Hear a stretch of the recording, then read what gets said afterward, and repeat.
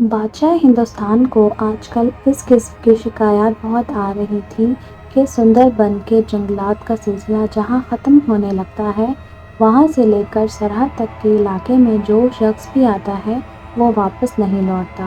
ویسے تو سندر بن کا جنگل کم ہی خطرناک نہیں تھا، اس جنگل میں ہر قسم کے جانور آزادی سے گھومتے پھرتے تھے کیونکہ اس طرف شکاری کم آتے تھے اور یہ راستہ عام استعمال میں بھی نہیں تھا۔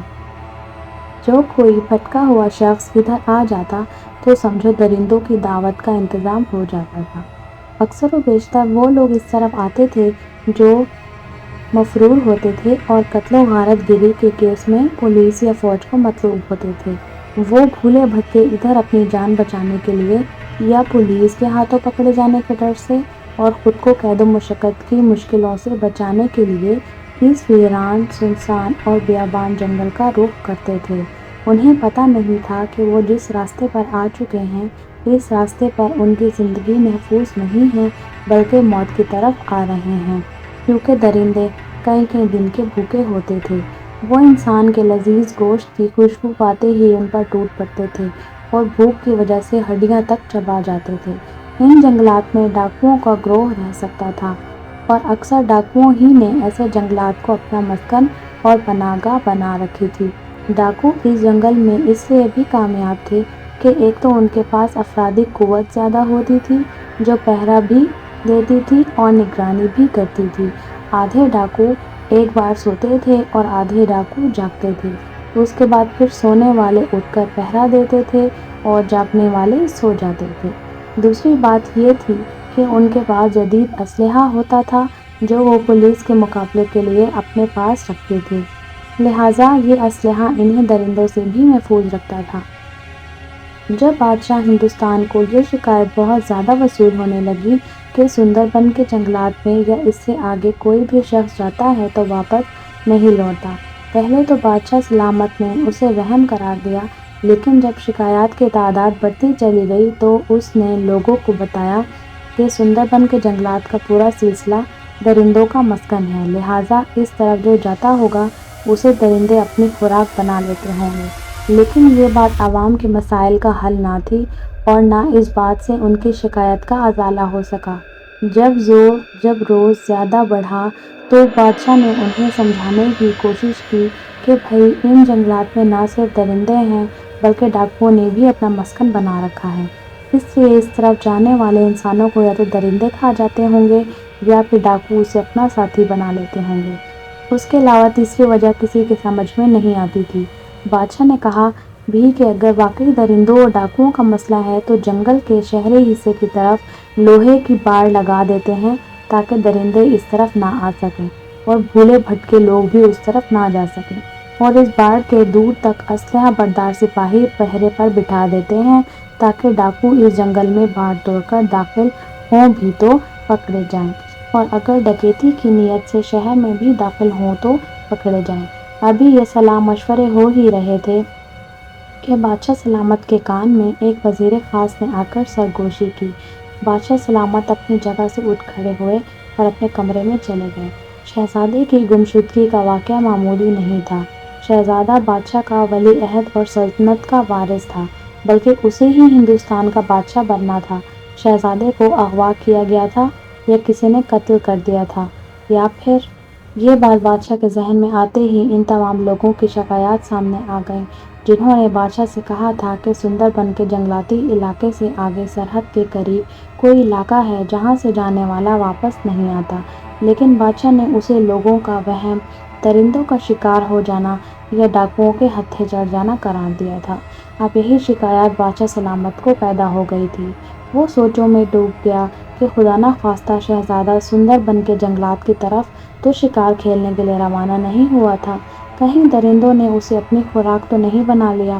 لیکن شہزادہ بہت ذہین، بہادر اور بہترین تیر انداز ہے، وہ درندوں سے اپنی حفاظت کرنا خوب جانتا ہے، کہیں ڈاکوؤں نے اسے یرغمال تو نہیں بنا لیا، وہ کسی بھاری رقم کے عوض اس کی بازیابی کا مطالبہ کریں۔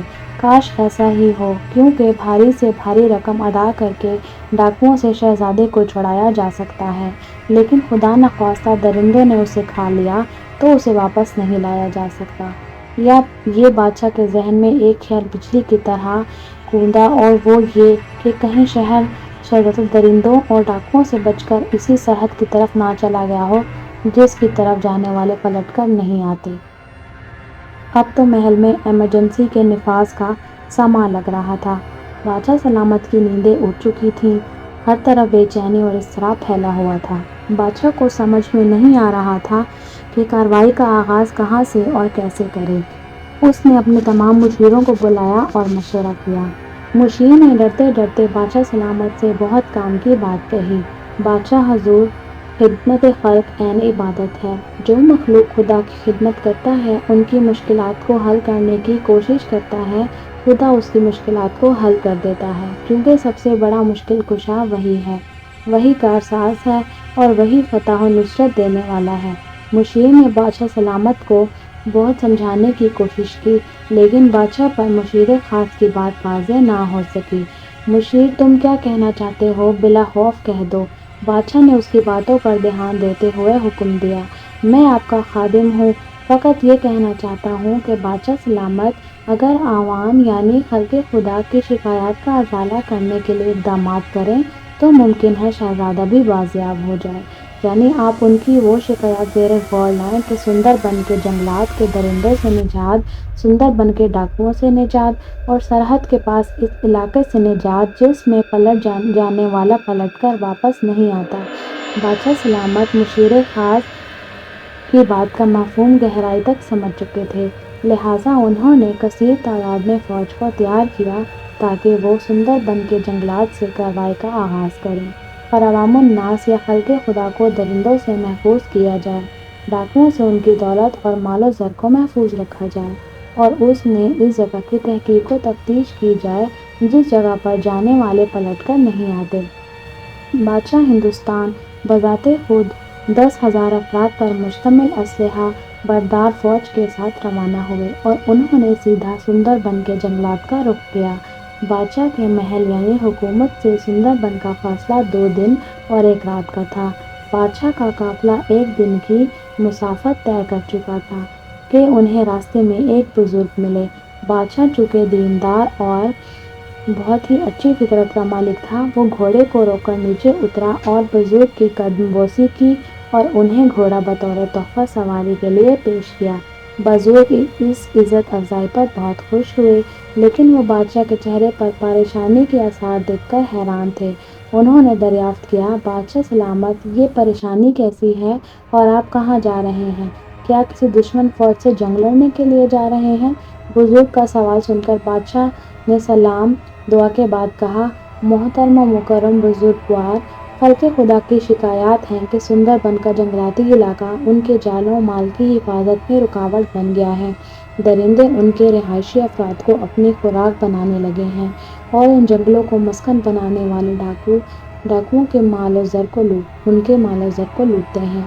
اس لیے سندر بن سے ان دونوں موذیوں درندوں کا صفایا کرنے کا عزم لے کر جا رہا ہوں۔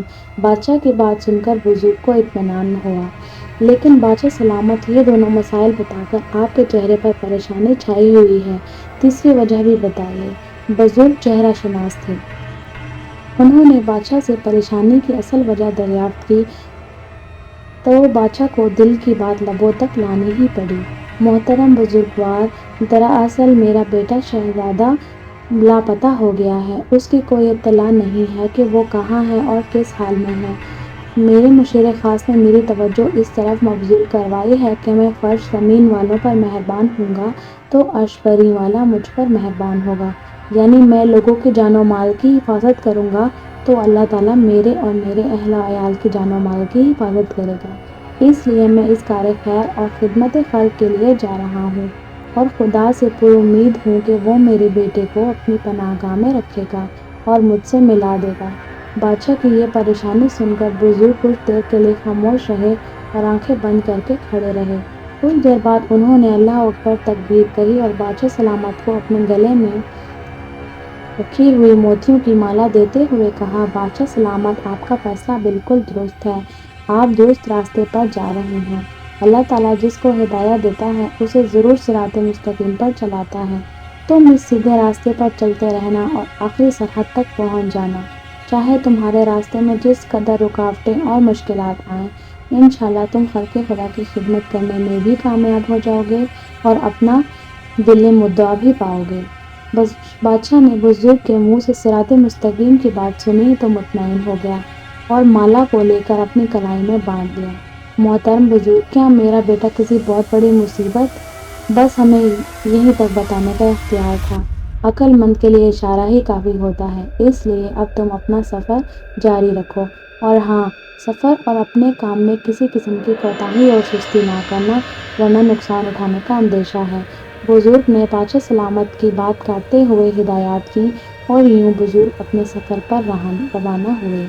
इधर बादशाह सलामत अपने मिशन पर 2 घंटे और चलने के बाद रात हो गई। अभी वो पड़ाव डालने की तैयारी कर रहे थे कि इन्हें एक एलची मिला जो कि डाकुओं की तरफ से पैगाम लाया था। वो बादशाह की खिदमत में पेश किया गया। पैगाम में लिखा था, बादशाह सलामत, शहजादा हमारे कब्जे में है। ये शिकार खेलता हुआ इधर आ निकला था और हमने मौके से फ़ायदा उठाते हुए उसे अपना कैदी बना लिया। अगर आपने हमारी एलची को कैद किया तो हम शहजादे को तकलीफ़ें देंगे और इस पर तशद्दुद करेंगे।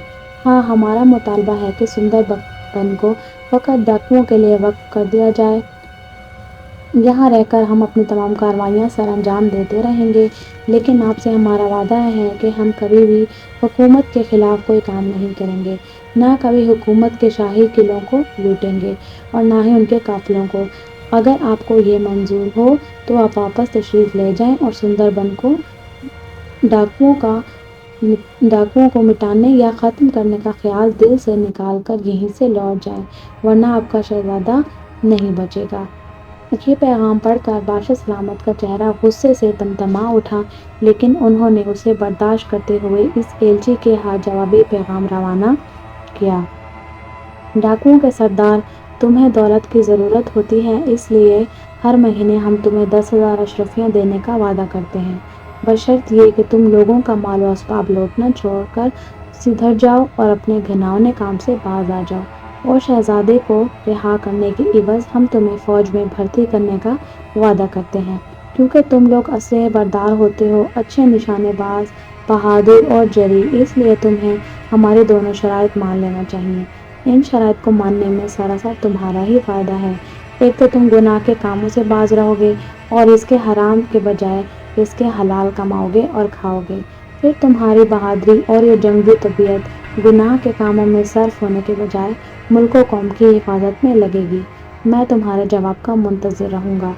बादशाह सलामत का ये सलाहनामा लेकर एलची रवाना हुआ और रात को आराम करने के बाद सुबह काफ़िला तैयार होकर रवाना हो गया।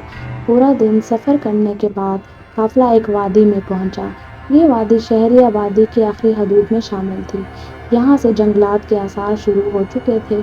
सिपह सलार ने बादशाह से पड़ाव डालने के लिए पूछा तो बादशाह सलामत ने कहा, आज मुसलसल रात में भी सफ़र जारी रखना है।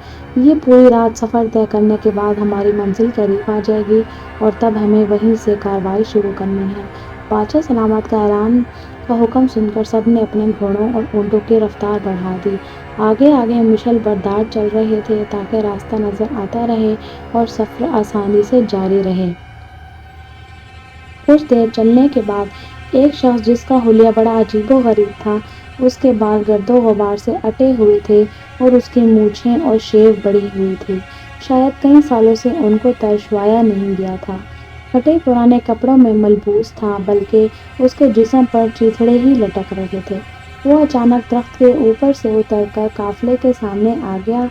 चंद सिपाहियों ने उसे पकड़ना चाहा, लेकिन उसने इशारे से मना करके कहा, मुझे बादशाह अमीर कारवां से बात करनी है, तुम्हारा सलार आज़म हो। सलार ने ये बात बादशाह सलामत तक पहुंचाई, जो काफिले के वसत में सफ़र कर रहा था। बादशाह के हुक्म पर उसे बादशाह के रूबरू पेश किया गया। तुम कौन हो और यहाँ क्या कर रहे हो और मुझसे क्या बात करना चाहते हो? बादशाह सलामत ने उससे कई सवाल कर डाले। मैं एक जादूगर हूँ, यहाँ से आगे जाने वालों को तंबीह करता हूँ और आपसे भी यही बात करनी है कि यहाँ से आगे ना जाना, वरना नुकसान में रहोगे। जादूगर की धमकी सुनकर बादशाह को तजस्सुस हुआ कि उस शख्स का इस इलाके से क्या ताल्लुक है।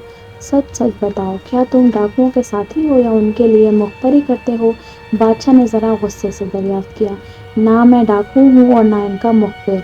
मैं तो सुंदरबन से आगे जाने वालों को हिदायत करने के लिए कई सालों से इस जगह रहता हूँ। मैं उनको समझाता हूँ कि भाई, इन जंगलों से आगे मत जाओ, वापस नहीं लौट पाओगे। लेकिन कोई सुनता ही नहीं, क्योंकि इंसान की फितरत ही अजीब है। जिस चीज से उसको रोका जाए वो वही काम जरूर करता है। जादूगर की बातें अच्छी थी, इसलिए बादशाह सलामत ने उससे मालूमात के लिए पूछा। इसका मतलब है कि तुम्हें मालूम है कि इस सुंदरबन से आगे क्या होता है? वहाँ कौन सी मखलूक है जो जाने वालों को वापस नहीं आने देती? बादशाह की बात सुनकर जादूगर पहले तो खामोश रहा, लेकिन फिर खुद ही बताने पर मजबूर हो गया, क्योंकि एक तलवार बरदार सिपाही ने उसकी गर्दन पर तलवार रख दी थी। बादशाह सलामत सुंदरबन से आगे जादू नगरी है। वो पूरा इलाका जादूगरों के कब्जे में है। वहाँ जो भी जाता है वो जादूगर उसे पत्थर का बना देते हैं। ये इस पर अमल करके सिफली उलूम के नित नए तजर्बात करते हैं और उसे अपनी कैद में रखते हैं। जादू नगरी का नाम सुनकर बादशाह को हैरानी हुई, क्योंकि आवाम ने आज तक जितनी भी शिकायत की थी उनमें जादू नगरी का कहीं नाम इस्तेमाल नहीं हुआ था। शायद इस जगह का नाम किसी को मालूम ना हुआ हो, लेकिन इशारे सभी इसी जादू नगरी की तरफ थे। अच्छा तो मियाँ जादूगर, ये बताओ कि कोई शाही फर्द भी इस तरफ गया है जिसको तुमने मना किया हो और वो ना माना हो और वो इस जंगल में चला गया हो? बादशाह सलामत का दिल जोर जोर से धड़कने लगा। हाँ बादशाह सलामत, एक शाही लिबास में मलबूस जो शक्ल सूरत से शहजादा लग रहा था, सबसे आखिर में वही मिला था।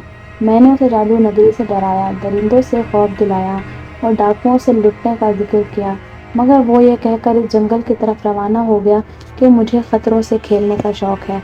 बादशाह ने दिल ही दिल में खुदा से दुआ की कि उसका बेटा खैरियत से हो और उसे खराज तक ना आए। तो इसका मतलब है मेरा इकलौता बेटा शहजादा वाकई डाकुओं के कब्जे में है। डाकुओं के सरदार ने ठीक मुझे पैगाम भेजा था। मुझे इसकी बात मान लेनी चाहिए थी। बादशाह ने जादूगर को कुरेदते हुए मजीद दरियाफ्त किया। हाँ बादशाह सलामत, आपका शहजादा इस तरफ गया ज़रूर था, मगर वो दरिंदों और डाकुओं के पास नहीं पहुंचा। वो जादू नगरी में दाखिल हो गया था। उसके बाद आपको मालूम है, वहां पर जाने वाला लौटकर नहीं आता। इतने वक्त तक बातें करने के बाद बादशाह को ख्याल आया कि ये शख्स भी जादूगर है। फिर ये जादू नगरी में जाने से क्यों रोक रहा है? जादूगर, ये बताओ, तुम जादू नगरी से क्यों निकाले गए हो, जो इनके खिलाफ हो गए, और अब जादूगरी में लोगों को जाने से रोक रहे हो? बादशाह सलामत का सवाल सुनकर इसके चेहरे पर गजबनाकी के आसार नमूदार हो गए। बादशाह सलामत, मैं भी जादूगर हूँ, मगर सीने में दिल रखता हूँ। एक बार जादूगर एक लड़की को जादू के जोर पर उठा लाए। बहुत नेक और शरीफ लड़की थी। उसने उन्हें अल्लाह और रसूल के वास्ते दिए कि उसे छोड़ दें, लेकिन जादूगरों पर ताकत का नशा तारी था। फिर वो पहलूंटी की बेटी थी। उसका खून पीने से एक सिफली अमल की तामील होती है, इसलिए उन्होंने वो काम किया और लड़की की लाश दरिंदों को खिला दी। इस बात पर मैं इन जालिम और सफाक लोगों से अलग हो गया। बादशाह उसकी कहानी सुनकर समझ गया कि यह जादूगर सुधर सकता है। जादूगर, अगर तुम अपने पिछले तमाम गुनाहों से तायब होकर सच्चे दिल से तौबा कर लो तो मैं तुम्हें न सिर्फ महल में जगह दे सकता हूँ, बल्कि अपना खास मुशीर रख सकता हूँ। बादशाह की पेशकश सुनकर उसको अपने दिन फेरने का ख्याल आ गया। ठीक है बादशाह सलामत, मैं तौबा करके आपके साथ मिलने के लिए तैयार हूँ। ये खुशखबरी सुनकर बादशाह ने अल्लाह का शुक्र अदा किया कि उसे एक जादूगर को राह रास्त पर लाने का जरिया बनाया। बादशाह के सिपाहियों ने उसे हाथ मुंह धुलवाकर नया लिबास पहना दिया और अपने साथ घोड़े पर सवार कर लिया। काफिला रवाना हो चुका था। जादूगर ने लश्कर को बताया कि यह छोटा रास्ता सीधा जादू नगरी को जाता है, लेकिन इस छोटे रास्ते को इख्तियार करने से बादशाह ने मना कर दिया, क्योंकि उसे अपने मिशन की तकमील करना थी, दरिंदों और डाकुओं को ख़त्म करना था। इसलिए वो मुसलसल सफ़र तय करते हुए सुंदरबन की हदूद तक जा पहुंचे। बादशाह सलामत ने एक नज़र इस खौफनाक और घने जंगल पर डाली और अपनी तमाम फौज को हुक्म दिया कि उसे काट के रख दे। फौज ने हुक्म पाते ही दरख्तों को एक सिरे से काटना शुरू कर दिया। 10,000 आदमियों ने देखते ही देखते 5,000 दरख्तों को काट डाला। वो दरख्त काटते गए और आगे बढ़ते गए, और उनके रास्ते में कई दरिंदे आए, हमला आवर हुए, लेकिन माहिर तीरंदाजों ने उन्हें मार दिया। ये अजीब कार्रवाई देखकर दरिंदे सहम कर सरहद की तरफ दौड़ने लगे। اس درندوں کی بھگدڑ میں ڈاکوؤں کا بھی بہت نقصان ہوا۔ کہتے ہیں زخمی شیر زیادہ خطرناک ہوتا ہے۔ درندوں نے جنگل کے درمیان میں آنے والے ڈاکوؤں کا نشانہ بنایا اور خود بھی نشانہ بنے۔ اس طرح گھنٹوں کی تگ و دو اور محنت و مشقت کے بعد وہ آدھے سے زیادہ درخت کاٹ کر فاصلہ طے کر چکے تھے۔ یکدم دور سے انہوں نے ایک شخص کو دوڑ کر آتے دیکھا۔ وہ شخص قریب آ کر کہنے لگا، میں ڈاکوؤں کا قاصد ہوں اور پیغام لے کر آیا ہوں کہ اگر شاہی فوج نے یہ کارروائی بند نہ کی تو وہ شہزادے کو مار ڈالیں گے۔ بادشاہ نے یہ سن کر کہا، قاصد جاؤ، جا کر کہہ دو کہ ہمیں معلوم ہے شہزادہ تمہارے قبضے میں نہیں ہے، اور اگر ہے بھی تو تم اپنا کام کرو، ہم اپنا کام کرتے ہیں۔ بادشاہ کی بات سن کر وہ شخص دوڑا گیا اور دور کھڑے گھوڑے پر سوار ہو کر سرحد کی طرف چلا گیا۔ صبح ہونے تک جنگلات کا نام و نشان مٹ چکا تھا۔ درندے مارے گئے تھے اور کچھ ڈاکوؤں نے مار دیے تھے۔ جو باقی بچے تھے وہ جادو نگری میں بھاگ گئے ہوں گے، جنہیں جادوگروں نے جادو سے پتھر کا بنا دیا ہوگا۔ کچھ حال ڈاکوؤں کا ہوا، کچھ ڈاکو درندوں کی خوراک بن گئے، کچھ نے شاہی لشکر سے مقابلہ کیا جو مار دیے گئے، اور جو کچھ بچے ہوں گے وہ جادوگروں کے کام آ گئے ہوں گے۔ کل تک جہاں جنگل، بیابان اور ویران سنسان علاقہ تھا، جو جگہ درندوں کی کچھار بنی ہوئی تھی اور ڈاکوؤں کا مسکن تھی، آج ایک رات کی ہمت افزا کارروائی سے میدان نظر آ رہی تھی۔ ہر طرف درخت ہی درخت بکھرے ہوئے تھے، مطلع بالکل صاف تھا، ماحول خوشگوار اور فضا سازگار نظر آ رہی تھی۔ سندر بن کی آخری حدود پر وہ کھڑے تھے۔ سامنے صاف میدان تھا اور سینکڑوں میلوں تک آبادی کا نام و نشان نہیں تھا۔ جادوگر نے بتایا کہ یہاں سے جادو نگری کی حد سے شروع ہوتی ہے، اس لیے اس سے آگے ہر قدم خطرناک ہو سکتا ہے۔ نہ جانے کس موڑ پر انہیں جادوگروں کا سامنا ہو جائے اور ان پر جادو اثر کر جائے۔ بادشاہ سلامت کے سامنے میدان جنگ کے خطرات تو بہت آئے تھے، لیکن اس قسم کے خطرات سے اسے پہلی بار سامنا تھا۔ اس میں حفاظتی تدابیر کیا ہو سکتی ہیں، یہ بھی پتہ نہیں تھا۔ بہرحال بادشاہ سلامت نے تمام شاہی لشکروں کو وہیں ٹھہرنے رہنے کا حکم دیا اور خود 2-4 جنگجوؤں کے ساتھ لے کر آگے بڑھا۔ جادوگر، جس کا نام بادشاہ نے بدل کر محمد خالد رکھ دیا تھا، شاہی لشکر میں شامل تھا۔ یہ سب گھوڑوں پر سوار تھے اور لگاتار احتیاط کے ساتھ آگے بڑھتے چلے جا رہے تھے۔ اور آگے مت آنا، بادشاہ سلامت، ہماری آپ سے یا شاہی لشکر سے کوئی دشمنی نہیں ہے، ہم نہیں چاہتے کہ آپ سے الجھا جائے۔ شاہی لشکر نے اور اس کے کانوں نے یہ آواز سنی، لیکن آواز دینے والا نظر نہ آ سکا۔ بادشاہ اور اس کے ساتھیوں نے گھوم کر ادھر ادھر دیکھا، لیکن کچھ نظر نہ آیا۔ بادشاہ سلامت، یہاں پر آپ کو کچھ دکھائی نہیں دے گا، جو دکھے گا وہ ہوگا نہیں، اور جو ہوگا وہ دکھے گا نہیں۔ بادشاہ یہ بیان سن کر حیران ہوئے بنا نہ رہ سکا۔ بادشاہ سلامت دائیں ہاتھ پر واقع ٹیلے پر بیٹھا پرندہ یہ آوازیں نکال رہا تھا۔ دراصل وہ ایک پرندہ نہیں ہے، وہ ایک جادوگر ہے جو جادو کے زور سے پرندہ بنا بیٹھا ہے۔ وہ جب چاہے پرندہ بن جاتا ہے اور جب چاہے جادوگر بن جاتا ہے۔ جادوگر جواب محمد خالد تھا، جس نے بادشاہ کو خبر دی۔ بادشاہ نے ایک تیر انداز کو اشارہ کیا کہ وہ نشانہ لگائے اور پرندے کو اڑنے کی اجازت نہ دے۔ تیر انداز نے ایسا نشانہ مارا کہ پرندہ پھڑپڑا کر نیچے گرا اور بے جان ہو گیا۔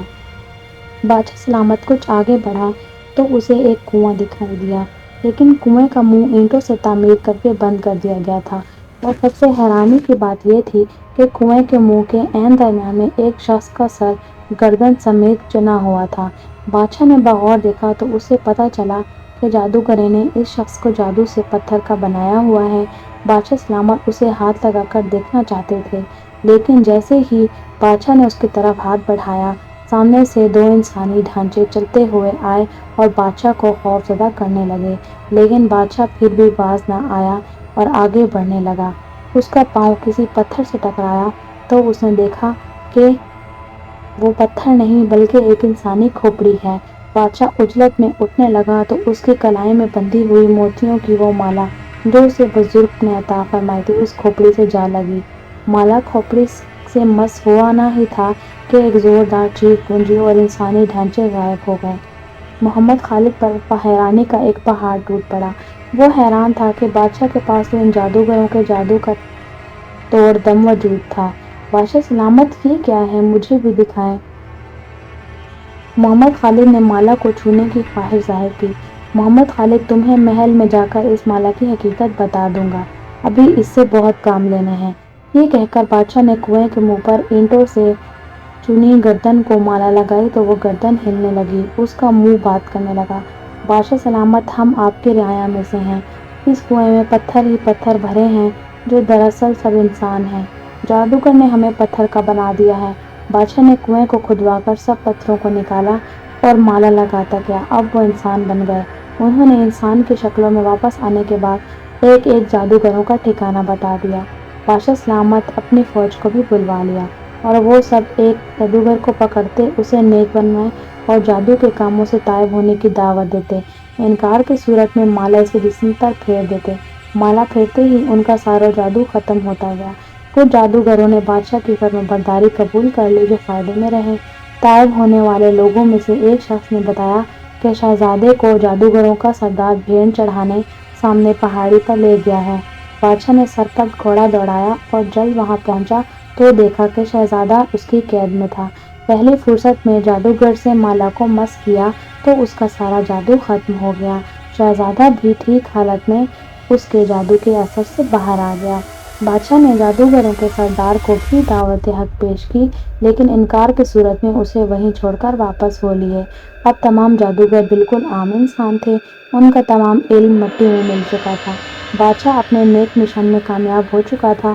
واقعی اس نے خلق خدا کی حفاظت کی اور خدا نے اس کے اکلوتے بیٹے کو اپنی پناہ میں رکھا۔